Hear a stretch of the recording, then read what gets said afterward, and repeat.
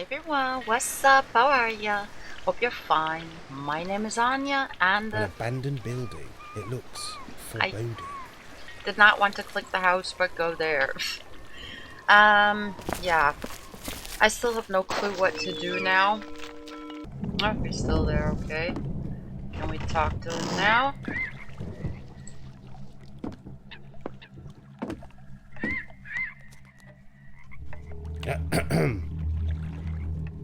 Excuse me? Quiet, man! You'll scare him away!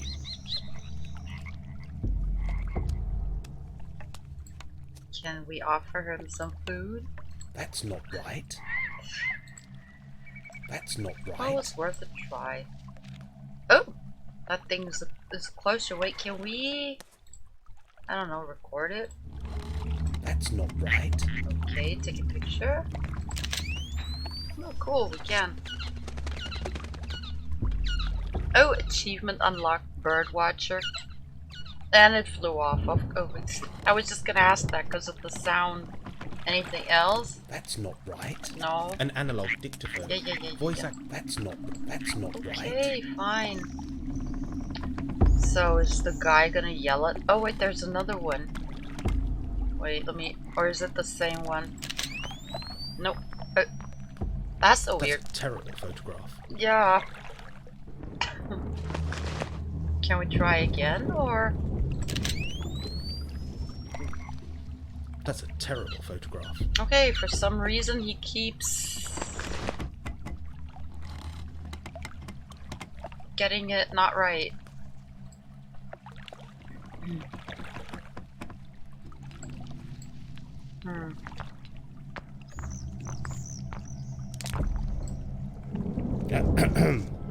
No? Excuse me? Quiet, man! You'll scare him away! Alright, you guys, I'm back. Yes, I had a peek at the walkthrough. Of course, we missed something in the antiques store. That's all I read, the first little paragraph after leaving the caves.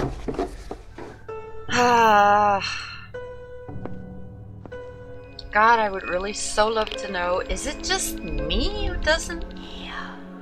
Oh, wait. Who doesn't get it, or does this happen to other people too?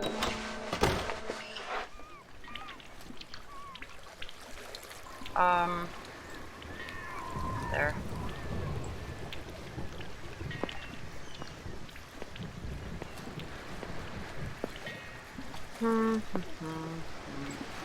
Oh no, wait. Here. That direction.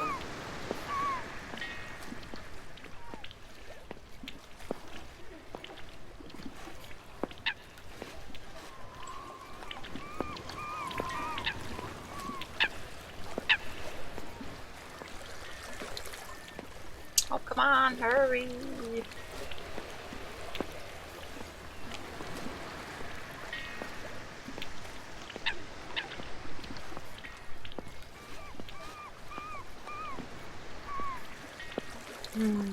God, I'm so tired. And yeah, sometimes I also wonder, is it just me because I'm so damn tired? That my brain is not making these connections or trying shit, or I don't know. Or am I just stupid?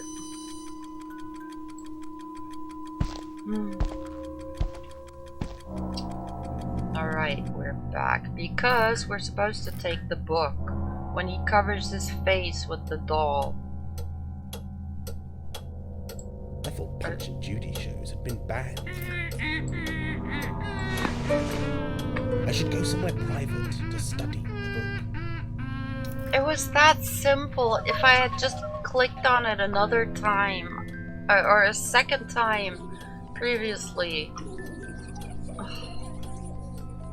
But it said, you know, I have whatever.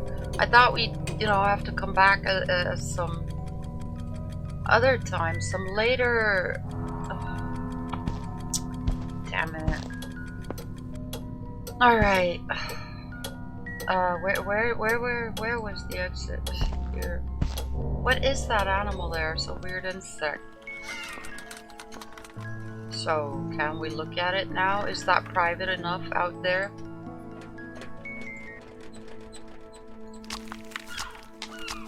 Blast! The book is stuck fast. Oh, I guess it's locked, huh? Can we? Oh no, we can't. I thought maybe we could try our key here. A small metal key. Oh, we can't just take A small it? metal key. So we can't, That's can't we? not right. That's not right.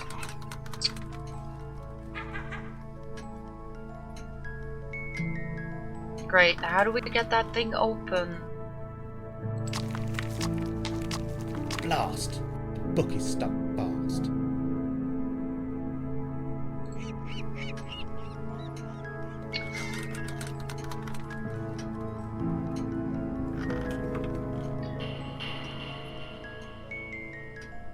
What about, wait.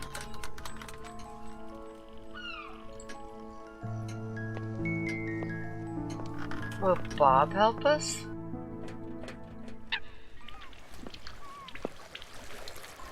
Or should we, show it to,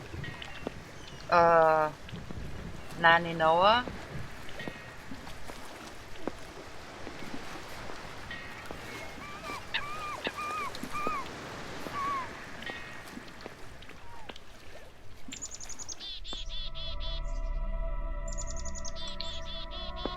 Let's try Nanny Noah.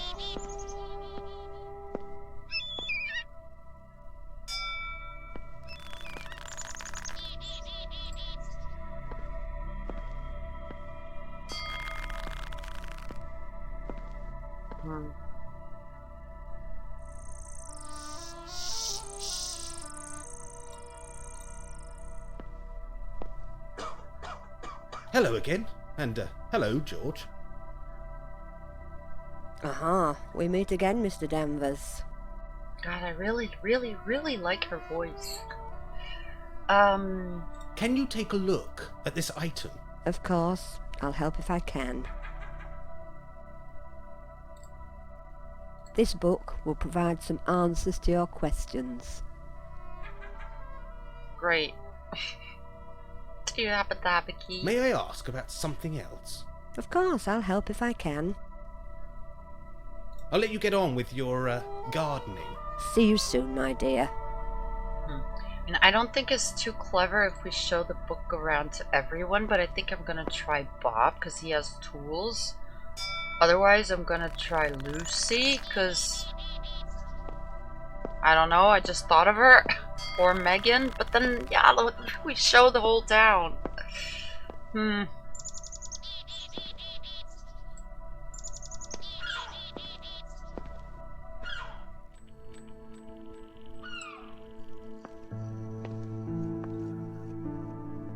No, I just thought I had to yawn, but I didn't.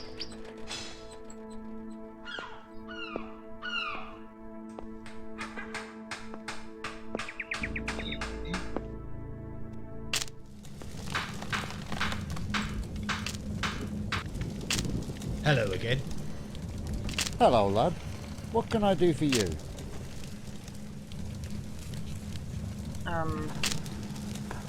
Oh, it says here, could you open this book? Could you for open me? this book for me? Oh, lost the key, have you? Not exactly. I never had it. But don't be too honest I with see. it. Leave it with me. I'll see to it this afternoon.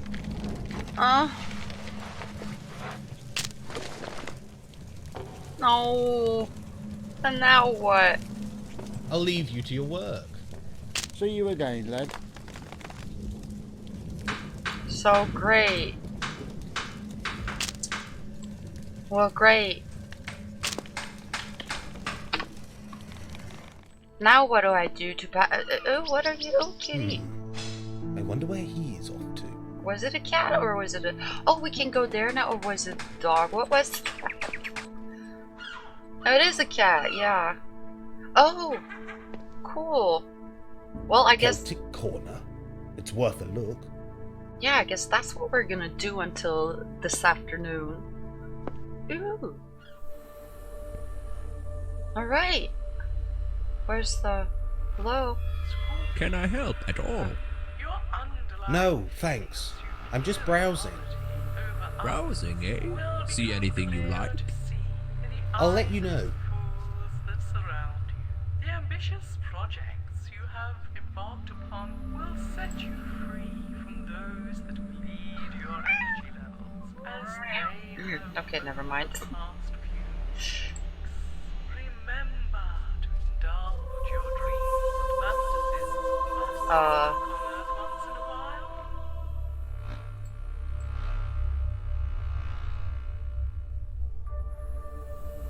Capricorn. What?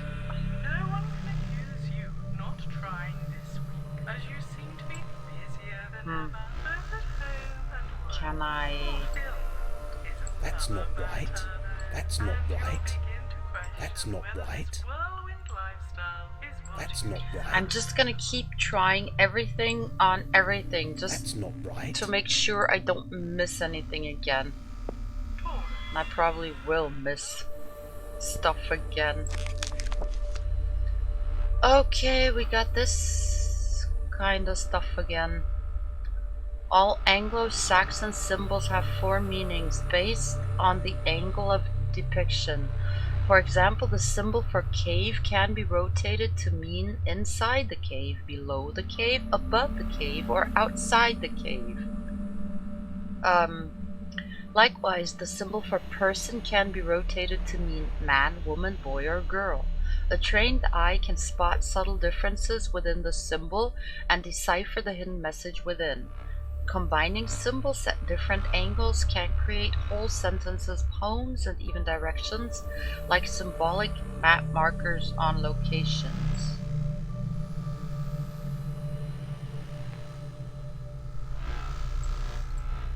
That's not right. No? Okay, fine. But we're supposed to do something, I guess, huh? Can we? No? No other page?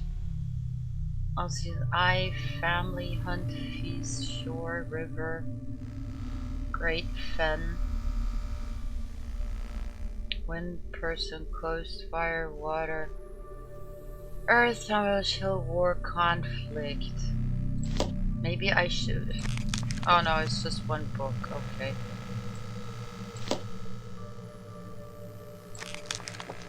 Just making sure. Oh, but what?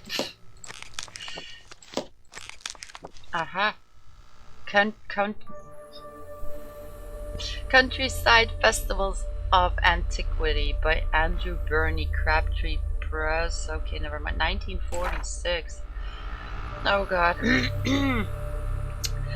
The winter solstice. Oh, Yule. The winter solstice, December 20th through 29th. The most recognized seasonal celebration. Both in pagan and Christian lore, it is customary to share gifts, contemplate the passing year, and look forward to the coming of spring and the new year. Older beliefs, such as that of the first Anglian settlers, thought upon winter as the start of the year, when the great goddess prepares to birth her new son, the sun-child. He will grow stronger as the days become longer, eventually becoming father and brother to the next child, the constant cycle of life. Defining traits and customs, the bringing of a piece of wood into the home to burn ceremoniously has survived through need. The wood was often a substantial piece of oak. Useful native trees such as holly, ash, and lime would have been decorated in the hope that the spring would see the sap rise once again into the bare branches. Holly and mistletoe would have been brought into the home as decoration and respect. Anyone who has stolen a kiss under the mistletoe at Yuletide is unlikely to realize they have performed a pagan rite. The Yule log. Okay, oh god, there's more. Eostra? Spring equinox, March 20th to April 1st. Dependent on astrological event. Eostra? I have no clue how to pronounce that word, sorry. It may sound like a strange pagan and ancient title, but say the word aloud. If you humored my strange request, you might have found yourself saying Easter without even knowing it. You see, the origins of Easter are ancient in themselves, as too are the ceremonies and customs that take place at this time.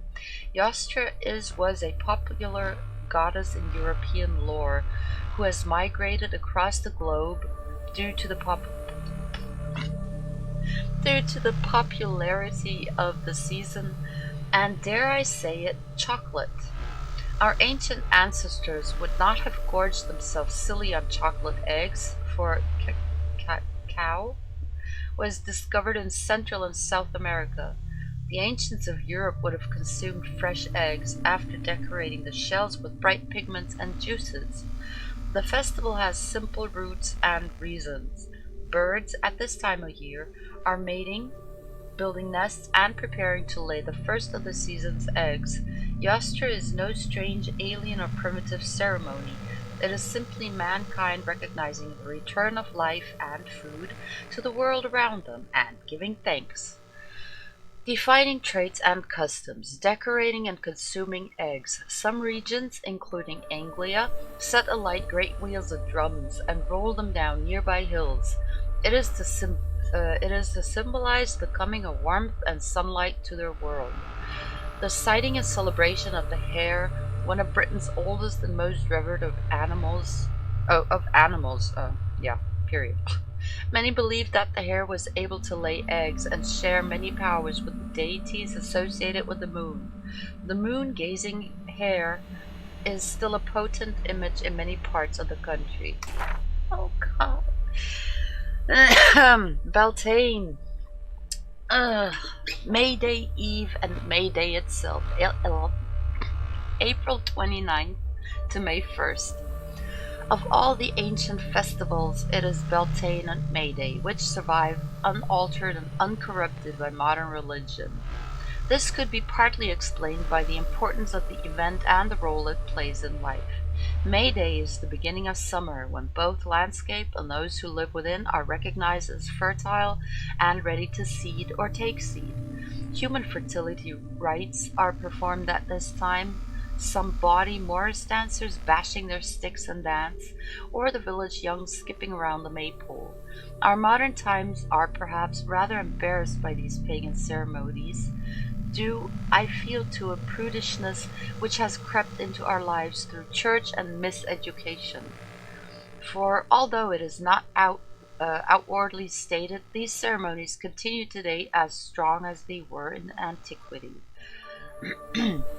The mighty Romans celebrated May Day and its eve by offering flowers to Flora, goddess of nature and fertility. Both the Romans and the ancient land people of Europe lit mighty bonfires of birch, oak, rowan, willow, hawthorn, apple, vine, hazel, and fir. Amorous young men and women were encouraged to jump across the sacred flames and seek physical love in the hours which followed. There was a belief that a child conceived on May Day Eve would grow to be strong and powerful in all they performed. Oh, there's more, of course. In darker times, Beltane, which translates from Gaelic, meaning fire of Bel, Bel being the Celtic god of light, is thought to be the opposite ceremony to Samhain, also known as Halloween. The veil between the world of people and the land of beasts, mystical animals, and the spirits was thought to be its most transparent. In other words, ghosts, demons, fairy folk, and earth sprites were thought to wander the fertile land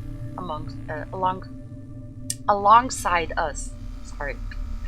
Many a ghost story find its original foundation in Beltane during the darkest hours of the night, before the arrival of summer itself. Anyone seeking the supernatural is advised to apply extra caution in the night, as the forces that govern the unknown are very powerful indeed. Druidic priest attempts divination at Beltane. Oh, thank God that was it. Oof, that was a lot to read. Not that I mind reading, I just stumble over the words so often. Okay.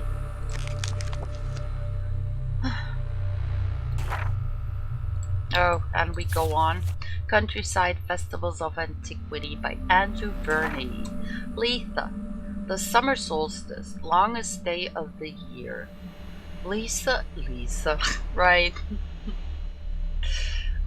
Letha as a word find its origin in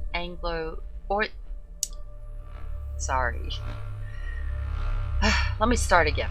Letha as a word finds its origins in Anglo-Saxon language. Oh, Liba, where it means June or July. Put simply, Letha is the longest day of the year when the Earth itself is at its most extreme distance, either closer or further depending on hemisphere from the sun. Yeah, it's just three more weeks and then summer's over, winter's coming, days are going to be shorter again. The word solstice translates from the Latin for sun, sol, and to stand still, sistere.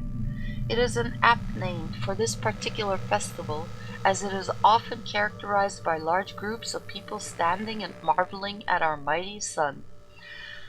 Ceremonies on this day range from the lighting of bonfires, Denmark, Finland, Latvia, and Britain, and the dressing of maidens in flowers, Poland, Britain, and Norway, to darker rites involving sacrificial animals and, according to Roman propaganda, people themselves. Perhaps the most famous summer solstice festivities take place at Stonehenge. Avebury? Also a massive stone monument, and the lesser known Barrow Hill. Wait, isn't there a game with Barrow Hill in the title? And it is one of my greatest dreams to one day go and see Stonehenge. And never mind, let me go on reading. Usually utterly sane city and country folk gather to observe the rising of the sun, sharing their thoughts and emotions with those around them. Recent years have seen this practice spread from the giant stone circles to cliff tops, open farmland, and hilltops. It is bizarre to think that you may encounter at sunrise normal everyday folk practicing pagan ceremonies and giving thanks to celestial bodies. Are we gonna go through the whole Mabon, the autumn equinox, harvest festival? The rightful time to rest, contemplate, and celebrate the fruits of your labor. This ancient time is highly recognizable across the northern hemisphere as the harvest festival. Although centuries old, it is interesting to observe that the period has received renewed interest via our cousins across the Atlantic. The hard-working land people who settled on America's fertile soils were quick to colonize and reap the rewards of all they sowed. From Christians to Quakers, the old Mabon custom service, the old Mabon customs survive in our vivid displays of wheat, fruit, and wine, often beautifully presented in village halls and churches. Beyond admiration of a wonderful harvest, Mabon has also seen country folk wander the woods, which are beginning to retreat from winter's coming to gather seed pods, fruits, and twigs. The grave sites of family and friends are often cleared at this time and decorated with the fruits of the land to give thanks to their spiritual guidance and bolster their souls against the gathering gloom. Some still practice Min Famhar, or Mian Famhar, a druidic custom of honoring trees and sacred groves. Like Yule, the trees could be decorated and play witness to dancing, fire, jumping, and song. This fragment of verse was recently translated from a tablet found buried deep in the wildwoods of Saxon Anglia. His heart is of oak, both strong and sturdy. His dream is of willow, both fair and fancy. His wisdom like the great ash tree, it casts its leaves for all to see. The Saxon's sun dwells within the wood, his kingdom where lime once stood. So how exactly? I think it's pronounced Soween correctly, is it? Because in German it's just Samhain.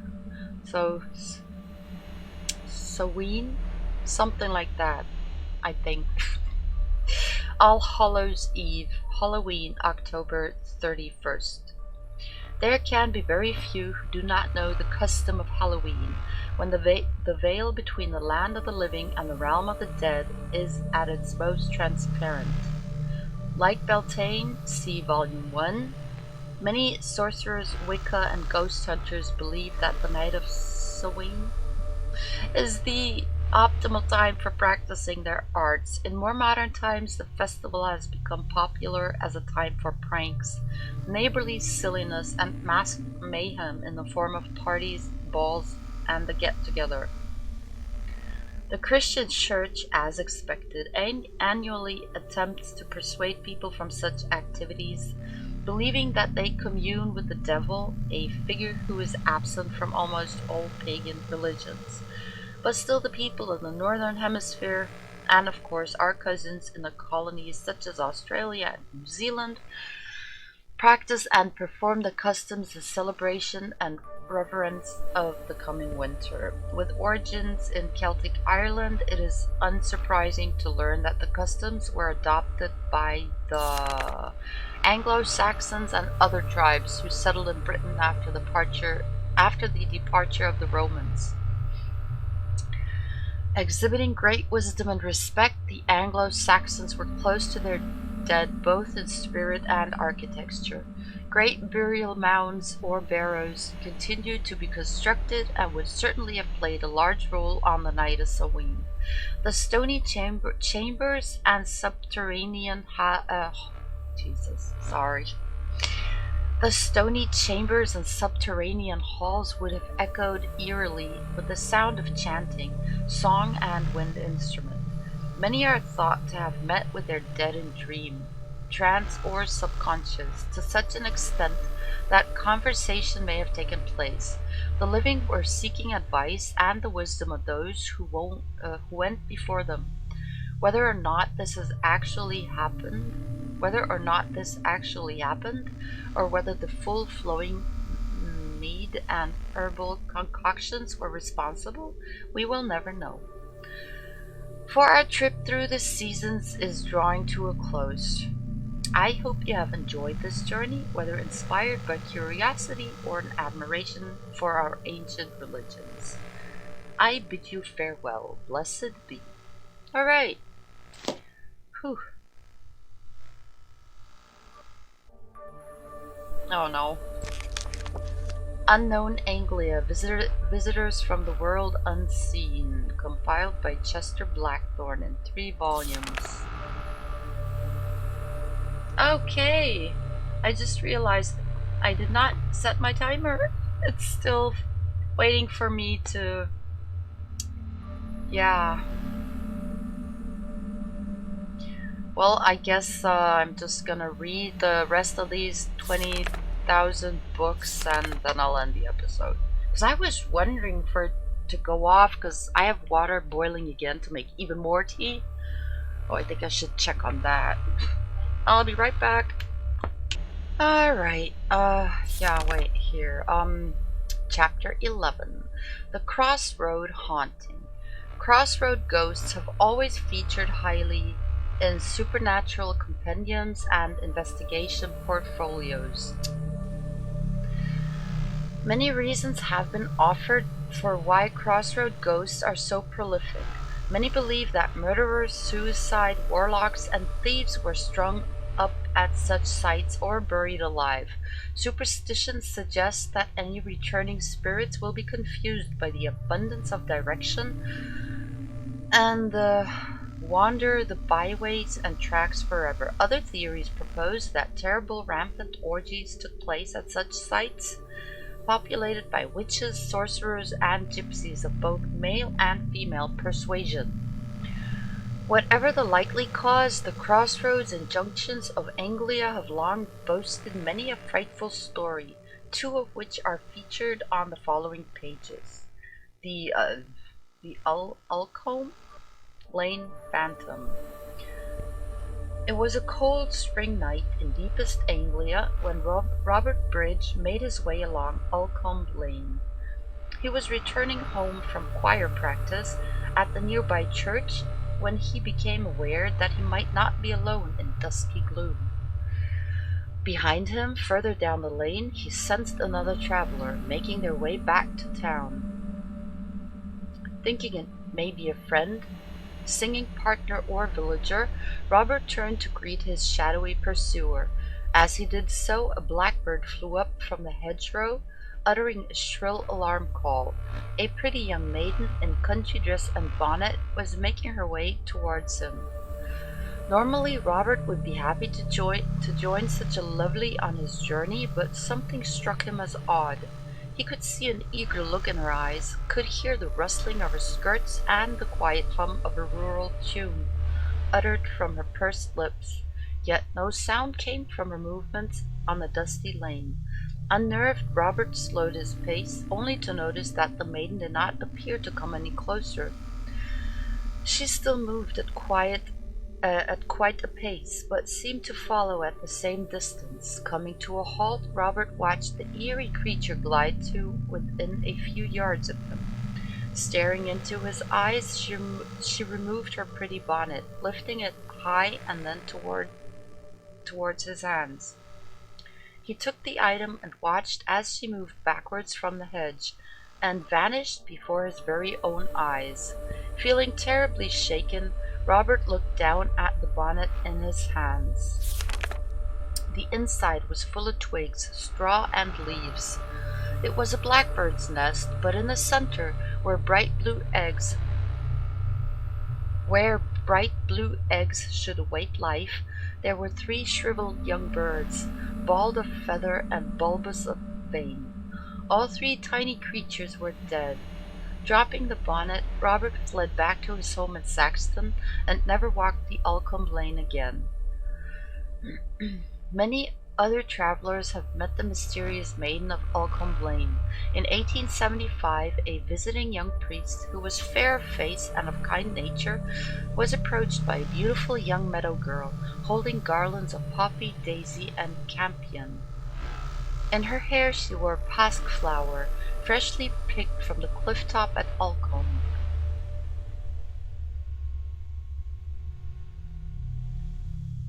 Was that the flower we need? The recording, there was something about a flower. Asking her name, the maiden smiled a knowing smile and faded from view. The last publicized appearance of the Alcombe Lane maiden was in May 1901. 2 gravediggers, brothers by the name of Russet, were busy furrowing into the earth in the upper churchyard, when they were distracted by the most peculiar of sounds. A soft, sweet pastoral tune was calling to them from the cliff path. Approaching the uncanny sound, the 2 brothers were rendered speechless by the sight before them. A fair maiden was drifting along the path with no visible means. Nearing the cliff edge, she disappeared completely without trace as the enchanting tune faded away.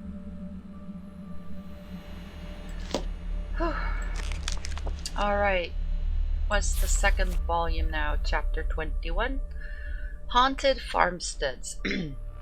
England's landscape is an ancient one. Cleared of forest, plowed, seeded, and plowed once again for over 1,000 years. It is of little surprise to find that much of the rural landscape can boast a haunting of varying description, from the uncanny green men of the land to frivolous phantoms who tend to kitchen matters and household chores. Rarely do I encounter a farmstead with no supernatural charms or horrors. The following tale, delivered to me by a famous Saxon authoress, is of the latter description. Please, dear reader, be prepared for the tale I am about to present. The Hunt of the Dead. Midway through the 18th century, a yeoman and his family led the humble life of land farming and animal husbandry. Their small farmstead, Gibb Farm, out on the Northfield Road, was sheltered by the presence of the Saxton Hills, meaning the family avoided the bustle of town life. Many years passed in the life of this unremarkable family, through rain, snow, sun, and wind. The humans, I have no clue how to pronounce that word. I know the word, but I have no clue. I've only just read it. Well, read it quietly, not aloud. The human's two daughters grew bonny and fair, while his only son turned manly of strength and adventurous in nature. All seemed just so in the household, until the eve of Beltane, when something truly extraordinary happened to the simple country folk.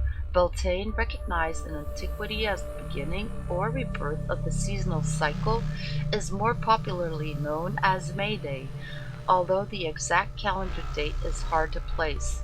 Even in the modernity of 18th century life, the human and his family approached this date as a significant milestone in their yearly labors. Animals were led to sprouting pasture, while seed was scattered into fertile soil. Gathering round the midnight fire to give praise to those who blessed their land, the human and his family were alarmed to hear a dreadful sound issued from some place beyond the farmstead window.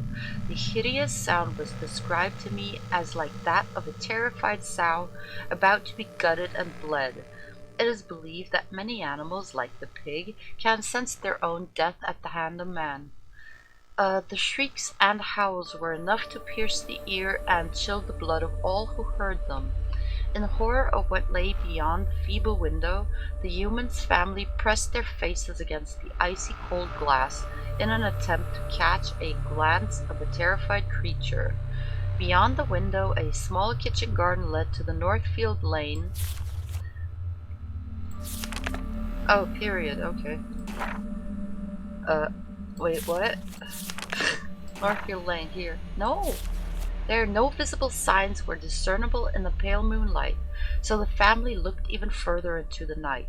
Suddenly, and without warning, a terrible pale face, described as sexless, leered up at the window.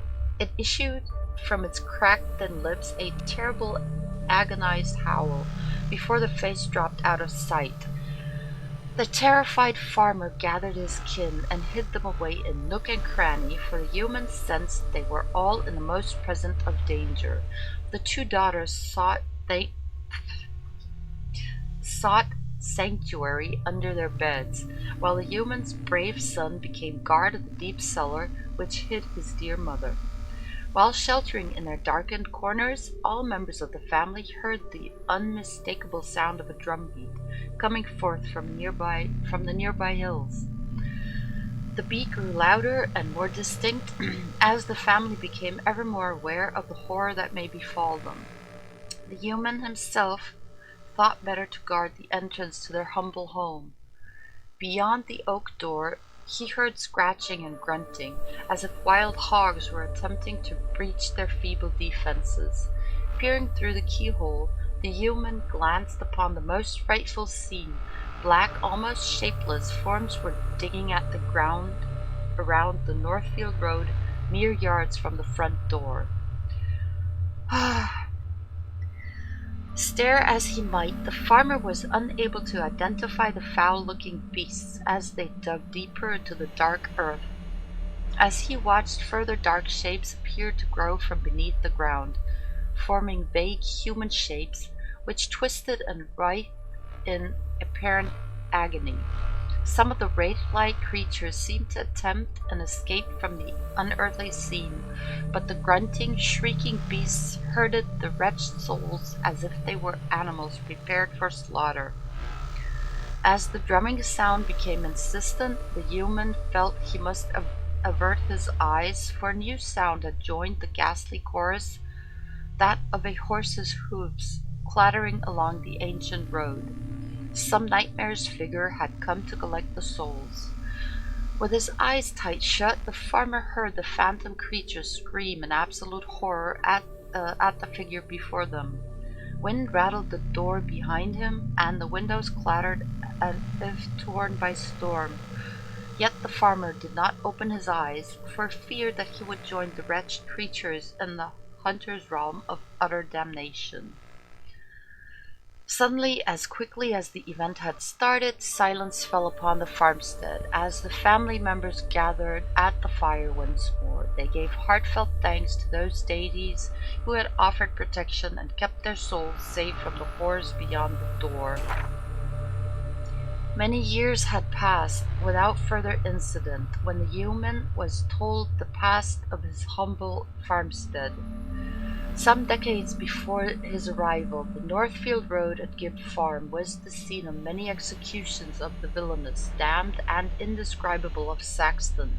The guilty were hung, drawn, and quartered, and buried in coffinless graves along the road and before the farm, to be dug up by country beasts and stripped of flesh by carrion birds. Few of Saxton's folk would venture to the isolated spot, and none would spend the night at May Day's Eve, for it is well known throughout Anglia that Beltane is the night of the great hunt, when Grimjed himself sought to escort the wretched souls to their place in the underworld's terrible domain. Upon hearing of the farm's horrific connections, the yeoman made the decision that he and his family would enjoy Beltane night by the hospitable fire of Saxton's Bear, as far away from the Northfield Road as their souls would gladly take them. Okay, one more. Oh God. Oh well.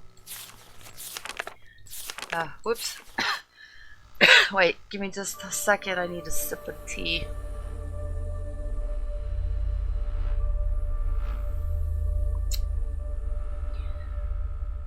The ghosts of the sea. Our ocean can be a cruel and unforgiving mistress. All sailors have a story to tell of her unending movements around the globe and the trials that she brings forth. Many of these tales, often recounted in song or verse, include phantom characters, beasts of a supernatural nature, or amazing creatures from the bottomless depth.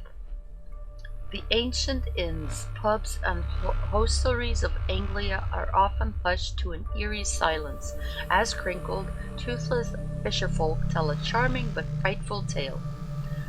This next account was heard by my very own ears in the Saxton pub known as the Bear in 1913. Teetering on the brink of the Great War, the story presented an uncanny relevance, which is strange in itself, given that the fisherfolk performed the tale from memory alone.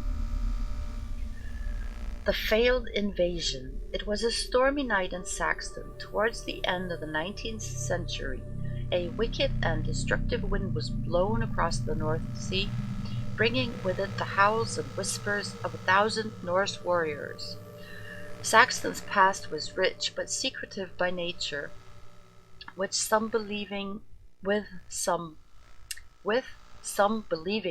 that only the most formidable of storms would shake these secrets from the ancient stones and timbers.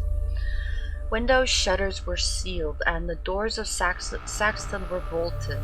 The buildings of the town clung to the hillside like limpid, untidal rocks. No one would venture into the storm, no one except Walter Spivey, who feared for his ship, the Venture. Like all good captains, Spivey was very close to his vessel and knew the oncoming storm could take her from him. Tethering the boat with all the rope of Saxton, Spivey settled himself in the caverns of Saxton's shore. Shielding his eyes from the biting rain, Spivey was astonished to see a boat on the churning seas. Thrown by gigantic waves, the ship was approaching the rocks of Saxton at a frightened speed. Spivey was quick in his thoughts and realized that the lighthouse must not be lit. Why else would these fools be in such haste to meet with Saxton's lethal stones? Dashing through the waves, rain and gale, Spivey enlisted help from the Bear's comfy maw. The next moments are recounted in a local verse. 6 men dwelt inside the Bear. So 6 men ventured out, up the lane in whispered prayer to the wayward ship thrown all about. Damn the storm, send it back to hell, let us light the light and ring the bell. Go forth, for we have souls to save, lift them from the watery grave.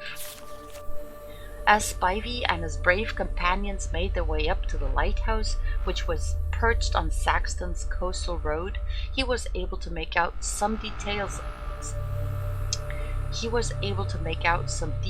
of the vessel, enough to form a rude impression. It appeared to be of antique manufacture, boasting little in the way of tenacity or fortitude.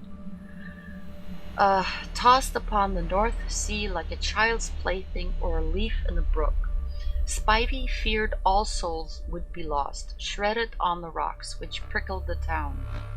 Descending to the small lighthouse, Spivey struck a powerful light. Lifting the light to the welcoming cowl, the lighthouse burst into action.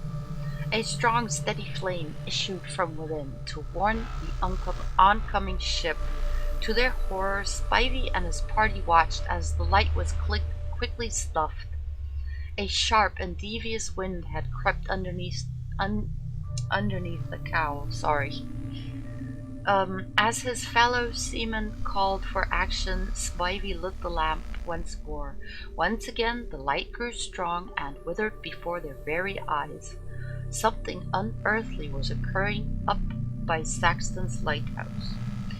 With leaden hearts, the desperate party watched as the stricken ship entered the treacherous bay, waiting for the first blood-curdling sound of timber upon the rocks. The wind became so strong the party could barely stand, as rain lashed against the coast, as if trying to wash the town clean away. Within a blink, the ship was suddenly gone from view, as if it were never there. Spivey looked on, amazed at the empty, churning sea below them. Returning to the bear, Walter Spivey told his tale to those who dwelt within. All were quiet as the tale unfolded, as they pondered the strange event. A local man stepped forward to offer some explanation.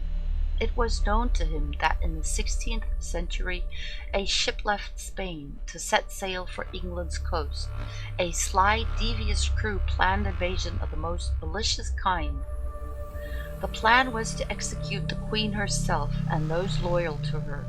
The Queen was well aware of such plans, for they were hardly original or well thought through. She had at intervals along the coast posted scouts to warn of potential threats.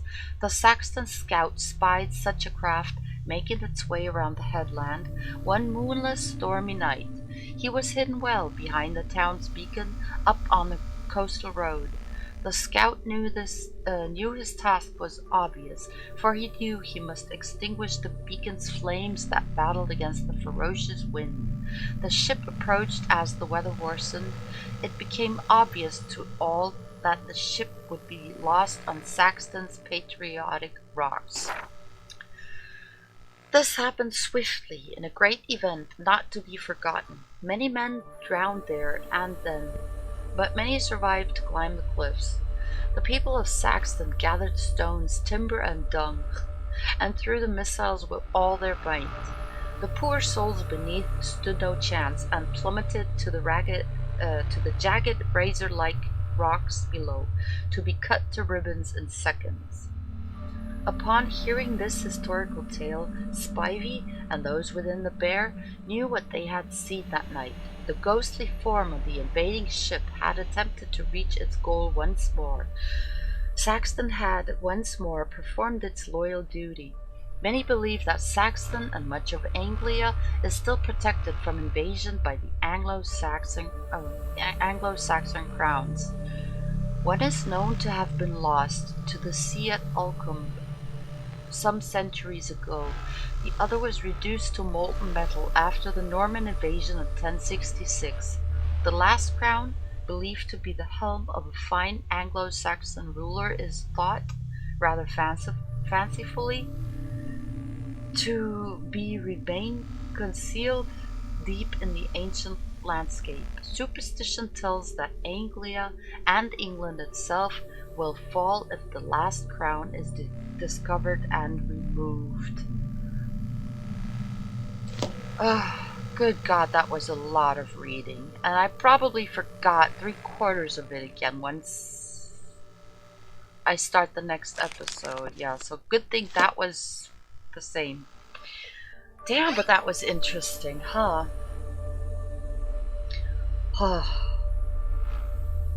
I think I might cut out the beginning of this episode because it's just aimless walking around, and then maybe the episode won't be 5 hours long. Oh well. But I'm glad I figured out, well, I didn't figure out what to do, but I'm glad we could go along. But wait, let me take a step back. And then, yeah, we'll go right on in the next episode. Guys, thank you very much for watching. I hope you're having as much fun as I am again. Have a great day or a great night, and see you in the next episode. Bye.